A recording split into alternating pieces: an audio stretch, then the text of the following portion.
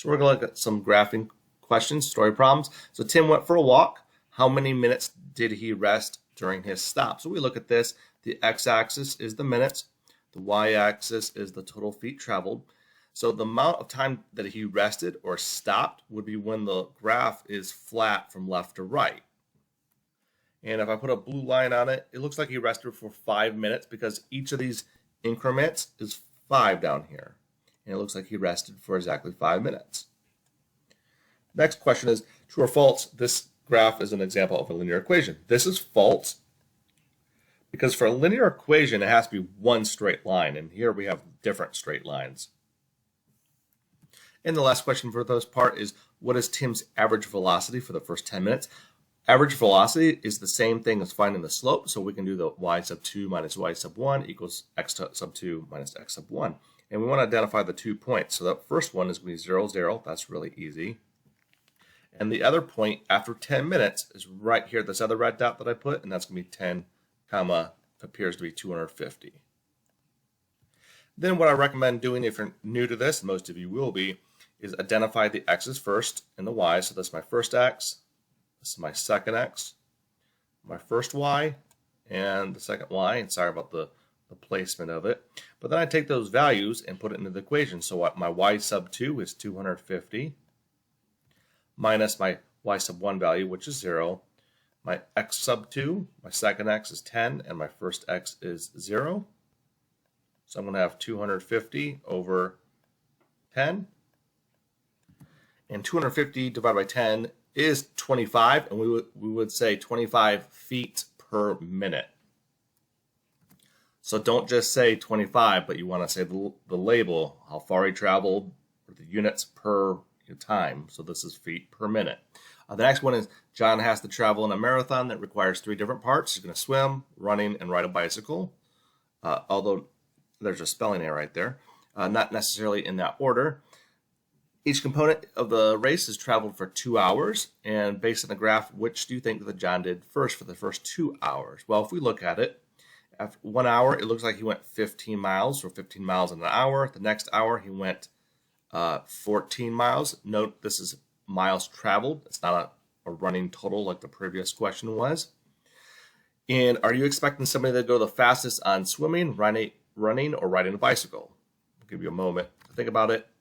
And I would guess bicycling for this part. So for the first 2 hours, it looks like he bicycled. And for the next part, it would look like he swam, because swimming is going to be the slowest. And then for the last 2 hours, it looks like he ran. The next question is, how many miles did John travel?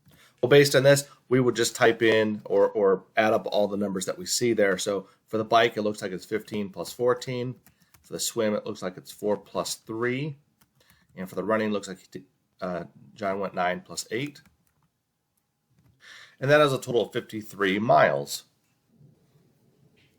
So for the last question, Andrew left his home to run some errands. The first part is, what was Andrew's speed during the first 10 minutes? Well, we want to identify the origin there, the first point, and where he was after 10 minutes. So this is 0, 0. And the other point would be 10, 6. Using the slope formula there in the black in the bottom left corner, we're going to have subtract the y. So y sub 2 is 6, y sub 1 is 0, divided by x sub 2, which is 10, minus x sub 1, which is 0. And we're going to get 6 over 10. And when we divide that, 6 divided by 10 is 0.6, and we would say 0.6 miles per minute. The next part is, how many minutes did Andrew stop? Well, just like the first graph, it's how long did the graph stay flat from left to right, and that appears to be the length of that orange line. And each of those segments are 5 minutes, so it's a total of 10 minutes.